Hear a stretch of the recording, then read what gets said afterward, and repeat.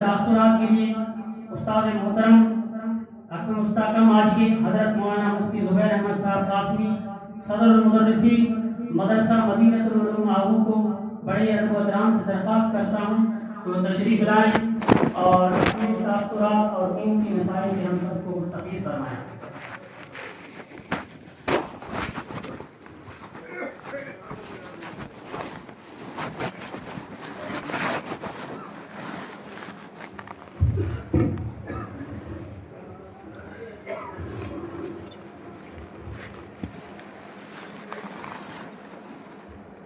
بسم اللہ الرحمن الرحیم الحمد للہ وکفی وسلام علی عبادہ الذین اصطفی اما بعد فاعوذ باللہ من الشیطان الرجیم بسم اللہ الرحمن الرحیم وعلم آدم الاسماء كلها وقال تعالی يا أيها الرسل كلوا من الطيبات واعملوا صالحا وعن أنس رضي الله تعالى عنه قال قال رسول الله صلى الله عليه وسلم من أكل طيبا وعمل بسنة وأمن الناس بوائقه دخل الجنة أو كما قال عليه الصلاة والسلام صدق الله مولانا العظيم وصدق رسوله النبي الكريم۔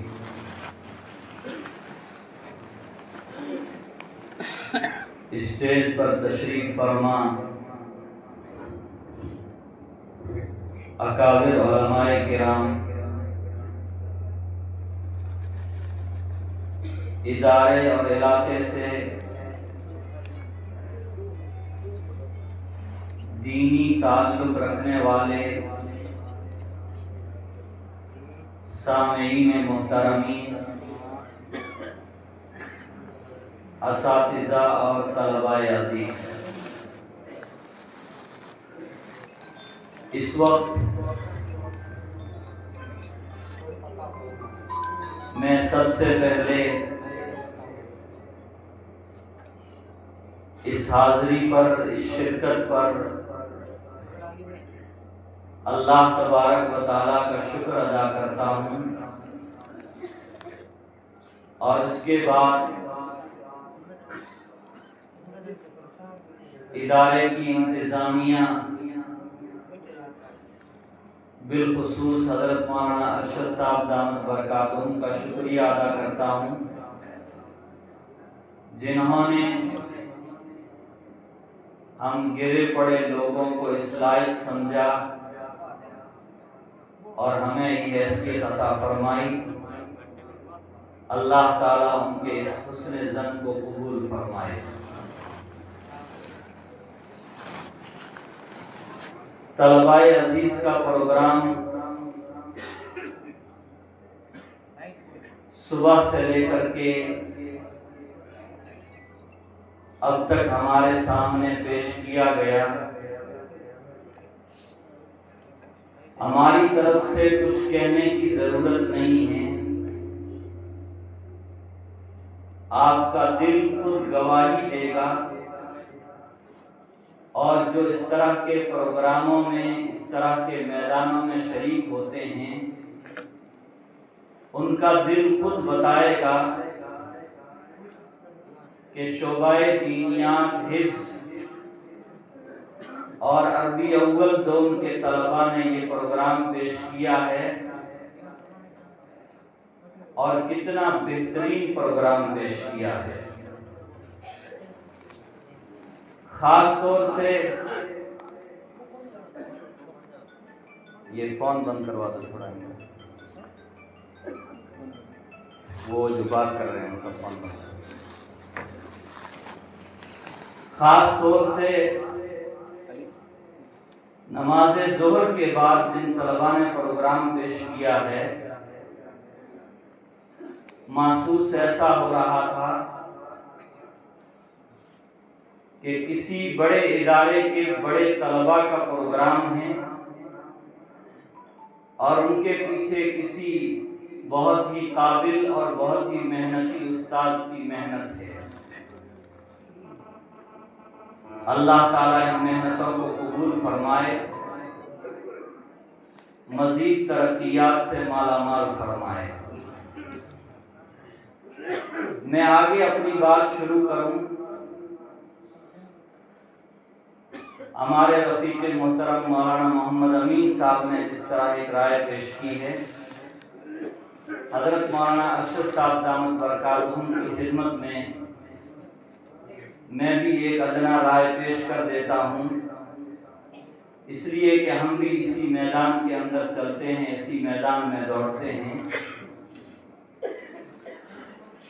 طلباء عزیز کا جو پروگرام تمام شعبہ جات کا مخلوط انداز میں پیش کیا گیا ہے، ہو سکتا ہے ابتدائی مرحلہ ہو اور منتظمین کے سامنے کوئی مصلحت رہی ہو، وہ الگ بات ہے، ورنہ ہماری رائے یہ ہے کہ اس طرح آپس میں تمام شعبہ جات کو مخلوط کر دیا جائے تو بعض طلباء پوزیشنوں سے محرومی کا شکار ہو جاتے ہیں۔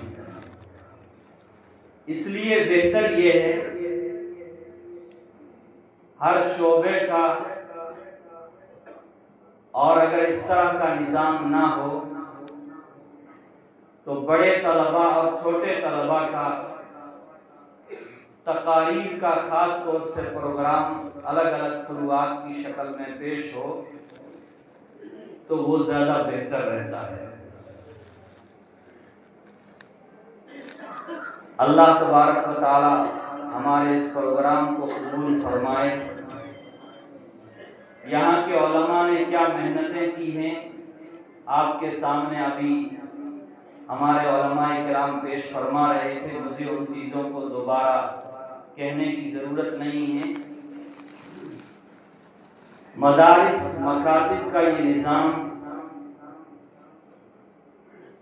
الحمدللہ جس قسم کرسی کی عالم میں شروع ہوا تھا، جس بے کسی اور بے سہارگی کے حالت میں شروع ہوا تھا، آج ان کی خدمات الحمدللہ امت کے سامنے ہیں۔ علاقے کے اکابر علماء کرام موجود ہیں۔ ہمارے علاقے کی ایک عظیم شخصیت گزری ہے، مفکر ملت حضرت مولانا رشید احمد صاحب نور اللہ مرقدہ، جو اس ادارے کو قائم کرنے کے اندر یوں سمجھ لیجیے کہ بانی کی حیثیت رکھتے ہیں۔ ان کا نظریہ تھا، اور وہ نظریہ ہندوستان نہیں بر صغیر کے کسی مدرسے کے اندر اس سے پہلے اس طرح کا نظام نہیں تھا۔ مجھے بڑے بڑے علماء نے یہ بات کہی ہے کہ آپ کے مدارس میں دینی تعلیم کے ساتھ جو عصری تعلیم کا نظام ہے، اسکولی تعلیم کا نظام ہے، یہ نظام بڑے بڑے اداروں میں، بڑی بڑی جگہوں میں مخلوط طریقے پر نہیں ہے۔ یہاں بھی الحمدللہ 8ویں کلاس تک اسکول چل رہی ہے۔ میں حضرت مولانا ارشد صاحب سے بھی گزارش کروں گا، اور علاقے کے جتنے ذمہ دار علماء کرام، اساتذہ اعظام یہاں تشریف فرما ہیں، میں سب حضرات سے گزارش کرنا چاہتا ہوں کہ اگر ہم مسلم قوم کے بچوں کو کے ایمان کو محفوظ رکھنا چاہتے ہیں، غریبوں کے بچے ہوں، امیروں کے بچے ہوں، اگر ہم ان کے ایمان کو محفوظ رکھنا چاہتے ہیں تو اس وقت مدارس میں ہمارے پاس میں امت کے صرف 3% بچے موجود ہیں۔ باقی بچے ایسی اسکولوں میں، ایسے کالجوں میں ہیں جہاں ایمانیات کا کوئی شعبہ نہیں، مسلم اسکولوں میں دینیات کا کوئی شعبہ نہیں، حالات یہاں تک پہنچے ہیں کہ اگر ہم علماء نے اس چیز کو ہاتھ میں نہیں لیا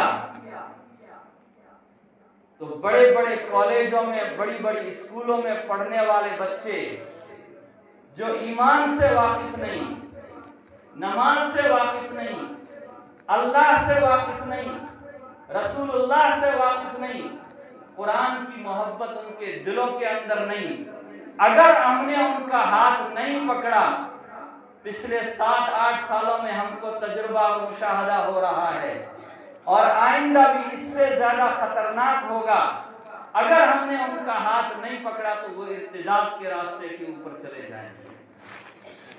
اور کتنی بچیاں شہروں میں رہنے والی، جن کے پاس بڑی بڑی ڈگریاں ہیں، عصری تعلیم کے اعتبار سے جن کے پاس بڑے بڑے سرٹیفکیٹ ہیں، لیکن ان کا حال ہم سے اور آپ سے پوشیدہ نہیں ہے۔ اس لیے ہر جگہ یہ عرض کرنے کی کوشش کرتا ہوں کہ اس دور میں یہ بہت بڑی قربانی ہوگی کہ علماء کرام، بہت بڑا مجاہدہ ہوگا کہ علماء کرام اس نظام کو بھی اپنی نگرانی میں اور اپنے مدارس کے اندر اس نظام کو مستقل اور باقاعدہ طریقے سے اس کو چلانے کی کوشش کریں۔ بڑے بزرگوں کو ہم دعوت و تبلیغ سے، خانقاہوں سے، بزرگوں سے مربوط کرنے کی کوشش کریں، لیکن جو بچے ارتداد کی طرف جا رہے ہیں، اللہ کے انکار کی طرف جا رہے ہیں، دنیا کے اندر کوئی طبقہ علماء کے علاوہ، دعوت و تبلیغ کے علاوہ کوئی طبقہ ایسا نہیں ہے جو ان بچوں کا ہاتھ تھامنے والا ہو اور ان کو پکڑ کر کے ایمان اور اعمال کے اوپر کھڑا کرنے والا ہو۔ اس لیے یہ چیز بہت ضروری ہے۔ دوسری چیز، میں اپنے نوجوان ساتھیوں سے خاص طور سے عرض کرنا چاہتا ہوں، پچھلے 10-15 سالوں میں کسی بھی سبب سے، کسی بھی وجہ سے نوجوانوں کے اندر سے اطاعت کا مادہ ختم کیا جا رہا ہے، لاپرواہی اور بے پرواہی کی زندگی کی طرف ان کو لایا جا رہا ہے، مادیت کی محبت، مال کی محبت ان کے دلوں کے اندر پیوست کی جا رہی ہے۔ اس محبت کے نتیجے میں ہمارے نوجوان نہ حلال کی تمیز کرتے ہیں، نہ حرام کی تمیز کرتے ہیں، دل میں صرف یہ ہے مال آنا چاہیے، مال آنا چاہیے، اور اس لالچ میں، اس طمع میں کسی نے اپنے ماں کے زیور بیچ دیے، کسی نے اپنی بیوی کے زیور بیچ دیے، کسی نے اپنے بہن کے زیور بیچ دیے، اور حد ہو گئی کسی نے اپنے بیٹیوں کے زیورات کو بھی بازار کے اندر لے جا کر کے فروخت کر دیا۔ کیوں کیا؟ مال کی محبت، اور اس محبت کے نتیجے میں ایک چیز کی لت ہمارے طبیعتوں کے اندر آ گئی۔ وہ کیا ہے؟ شراب اور دیگر نشہ آور اشیاء کا ہمارے نوجوانوں کا عادی ہو جانا۔ بہت سے علاقوں میں نوبت یہاں تک پہنچی ہے، شام ہوتے ہوتے اگر اپنی جیب میں 1000 روپے 1100 روپے موجود ہیں، تب تو گھر میں رہ کر کے وہ نشہ کر کے گھر میں سوئیں گے، اور اگر جیب میں نہیں ہیں تو کسی کا ڈاکہ ڈال کر کے، کسی کو لوٹ کر کے، حرام طریقے سے مال اختیار کر کے وہ نشہ کریں گے، اور نشہ کر کے پھر اپنے گھر پہنچ کر کے آرام کریں۔ نبی کریم صلی اللہ علیہ وسلم نے فرمایا ہے شراب اور نشہ تمام گناہوں کی جڑ اور بنیاد ہے۔ کیا؟ شراب اور نشہ تمام گناہوں کی جڑ اور بنیاد ہے۔ آگے نبی علیہ السلام نے فرمایا شراب کے نتیجے میں انسان بدکاری تک پہنچتا ہے اور بدکاری گھر کے اندر فقر، مفلسی اور غربت کو لاتا ہے۔ اس لیے اللہ تعالیٰ نے قرآن کریم کے اندر جگہ جگہ فرمایا، عام مومنین کو بھی فرمایا اور اپنے خاص بندوں کو، انبیاء اور رسل کو بھی فرمایا۔ ایک جگہ فرمایا یا ایھا الرسول کلوا من الطیبات واعملوا صالحا، اے رسولو پاک اور حلال چیز کھاؤ اور نیک اعمال کرو۔ مفسرین نے لکھا ہے اگر آدمی حلال کھائے گا تو نیک اعمال کی توفیق ہوگی، حرام کھائے گا تو نیک اعمال کی توفیق نہیں ہوگی۔ ہم اور آپ روزانہ سنتے ہیں حرام کا ایک لقمہ بھی پیٹ کے اندر چلا جائے 40 دن تک اس کی عبادتیں قبول نہیں ہوتی۔ اس لیے رزق حلال کا اہتمام کریں۔ عام مومنین کو فرمایا اللہ نے یا ایھا الذین آمنوا کلوا من طیبات ما رزقناکم، اے ایمان والو جو پاکیزہ روزی ہم نے تم کو عطا کی ہے اسی پاکیزہ روزی کو کھاؤ، اگرچہ وہ تھوڑی ہو زیادہ نہ ہو۔ اس لیے عام مجمع سے میری پہلی درخواست یہ ہے کہ ہم رزق حلال کا اہتمام کریں، حلال کمائی کا اہتمام کریں، حلال کھانے کا اہتمام کریں، حرام اور مشتبہ چیز سے اپنے آپ کو بچانے کی کوشش کریں۔ اور دوسری بات، شراب ہو یا کسی طرح کا کوئی بھی نشہ، آپ کے علاقے کے اکابر علماء اکرام تشریف فرما ہیں، بتائیں گے نبی علیہ السلام نے جو چیز نشہ آور ہے، مکروہ تحریمی اور حرام ہے، اس کو استعمال کرنے کی کسی بھی طرح اجازت نہیں دی ہے۔ اس لیے ہم اس چیز سے بھی اپنے آپ کو بچانے کی مکمل کوشش کریں۔ نبی کریم صلی اللہ علیہ وسلم نے ایک حدیث میں فرمایا جو میں نے خطبے میں پڑھی تھی، آپ نے فرمایا من اکل طیبا، جو آدمی حلال روزی کھائے، کیسی کھائے؟ پاکیزہ روزی کھائے۔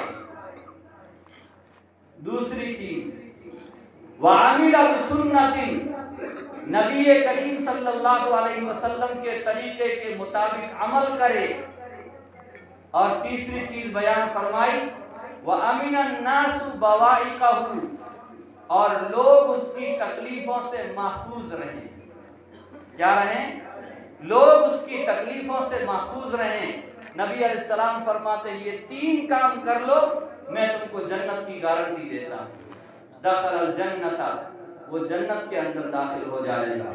اس لیے میرے بزرگوں اور دوستوں وقت زیادہ ہو رہا ہے، آپ اتنی بڑی تعداد میں اس ادارے کے سالانہ اجلاس کے اندر تشریف لائے ہیں، اللہ تعالیٰ آپ کے آنے کو مبارک فرمائے، اللہ آپ کے آنے کو قبول فرمائے، اور یہاں کے اساتذہ، منتظمین، طلباء نے اور علاقے کے لوگوں نے جو خدمات انجام دی ہے، اللہ تعالیٰ اپنی بارگاہ کے اندر ان خدمات کو بھی